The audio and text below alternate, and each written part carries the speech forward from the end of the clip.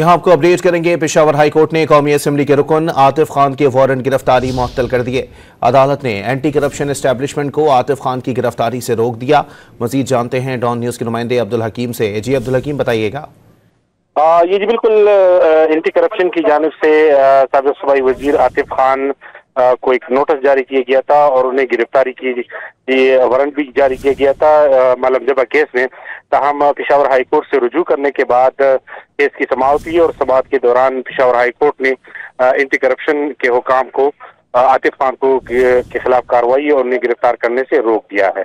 जी, anti corruption की जानिब से साबिक़ सूबाई वजीर आतिफ खान को एक नोटिस जारी किया गया था और उन्हें गिरफ्तारी की वारंट भी जारी किया गया था मालम जबा केस में। ताहम पेशावर हाई कोर्ट से रुजू करने के बाद केस की समाअत हुई और समाअत के दौरान पेशावर हाई कोर्ट ने एंटी करप्शन के हुकाम को आतिफ खान को के खिलाफ कार्रवाई और उन्हें गिरफ्तार करने से रोक दिया है। जी, बहुत शुक्रिया अब्दुल हकीम।